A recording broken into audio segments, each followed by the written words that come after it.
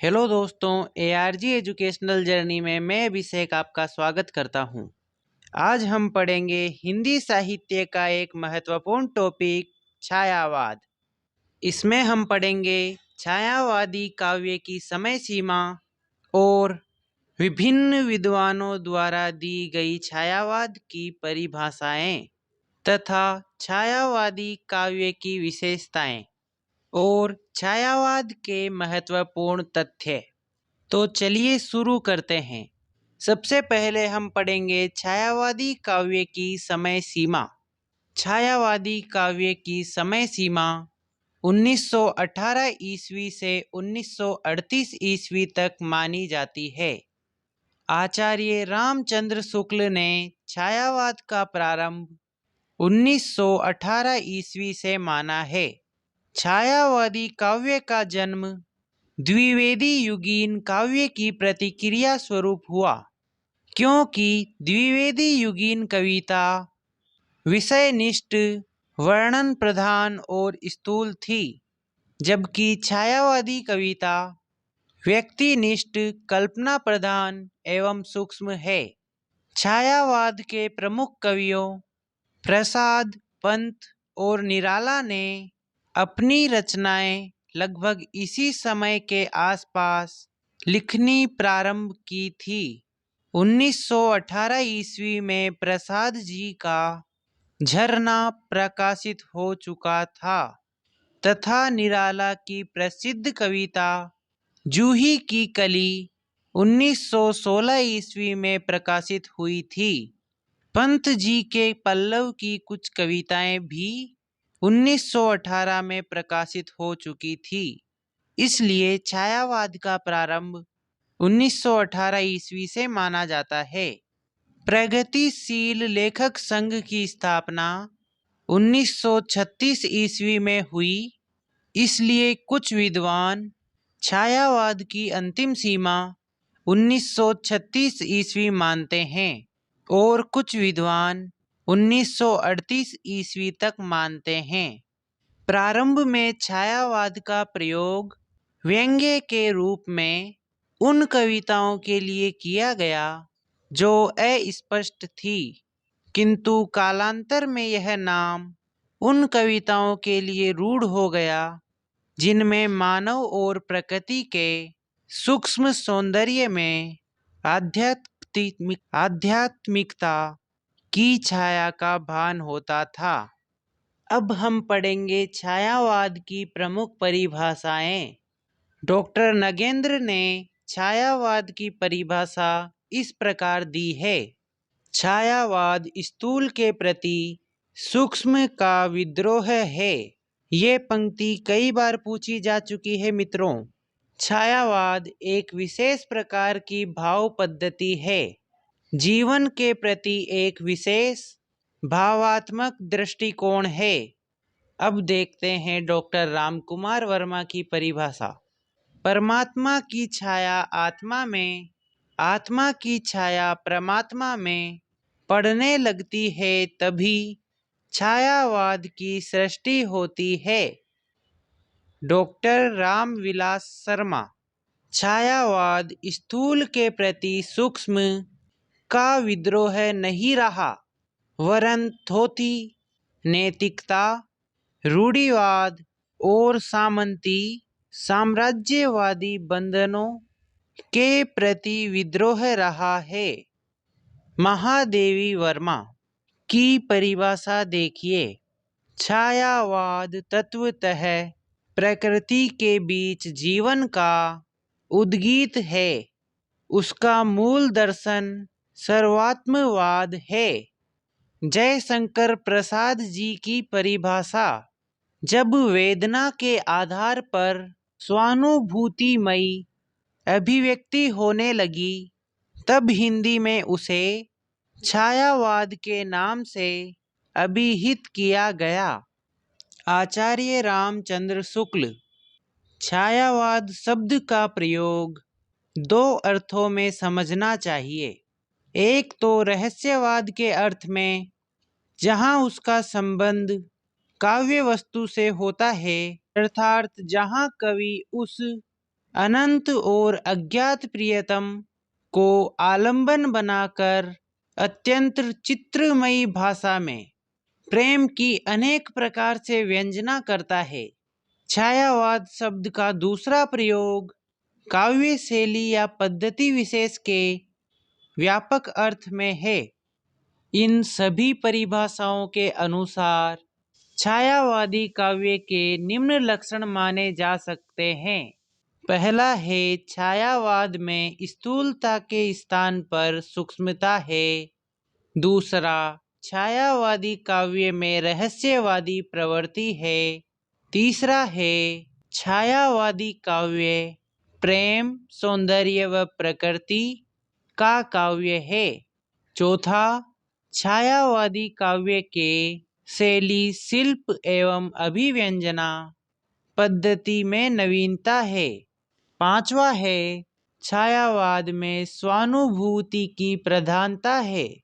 दोस्तों, हो सकता है यह लेसन थोड़ा कठिन लग रहा हो, लेकिन इस कठिनाई पर विजय प्राप्त करने से ही सफलता मिलती है।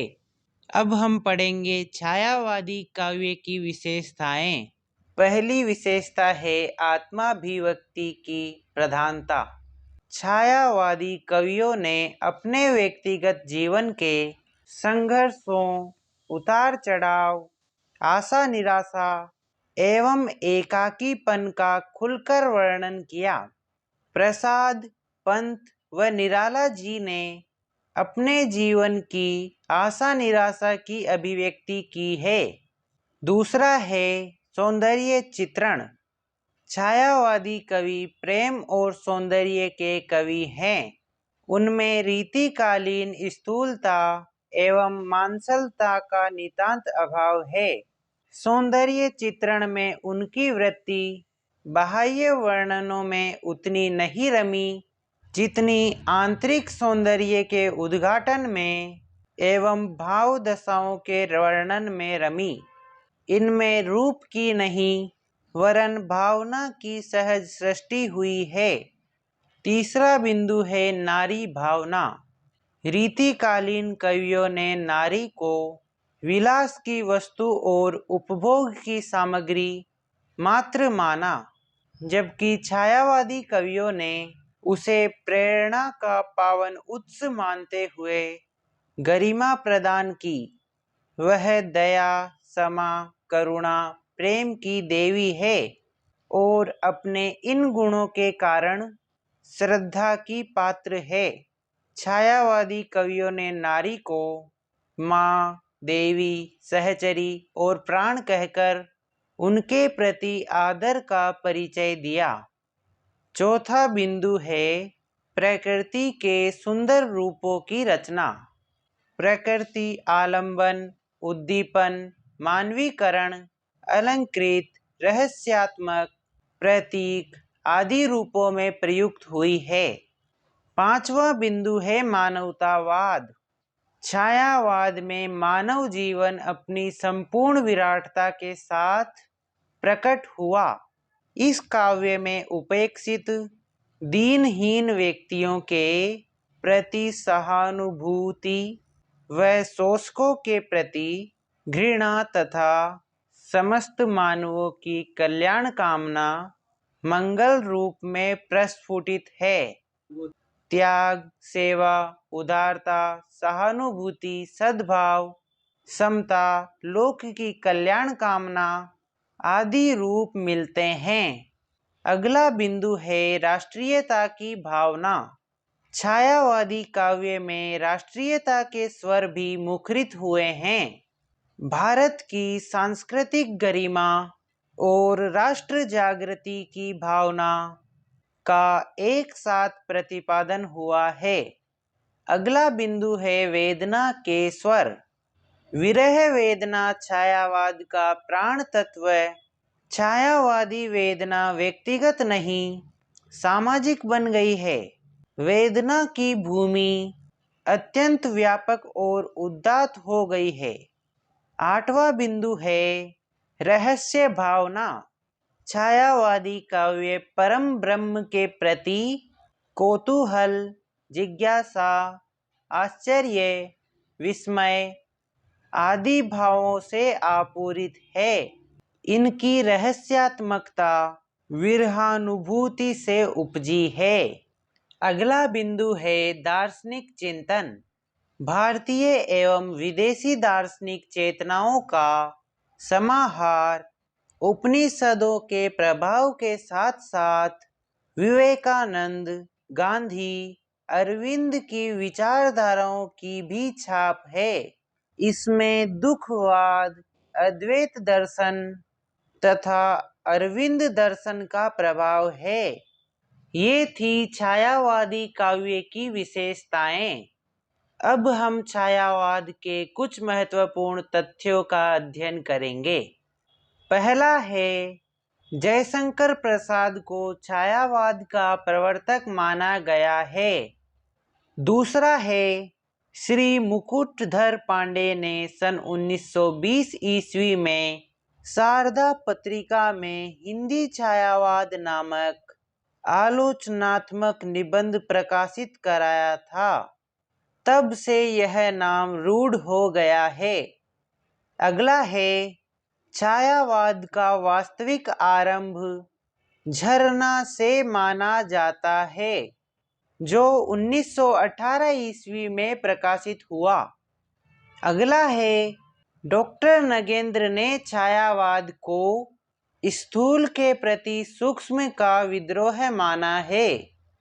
जयशंकर प्रसाद को छायावाद का ब्रह्मा माना गया है। सुमित्रा नंदन पंत को छायावाद का विष्णु कहा गया है और निराला को छायावाद का महेश या रुद्र कहा जाता है। प्रसाद, पंत और निराला ये तीनों छायावाद के ब्रह्मा, विष्णु और महेश कहे जाते हैं। दोस्तों, पल्लव की भूमिका छायावाद का घोषणा पत्र कहलाती है।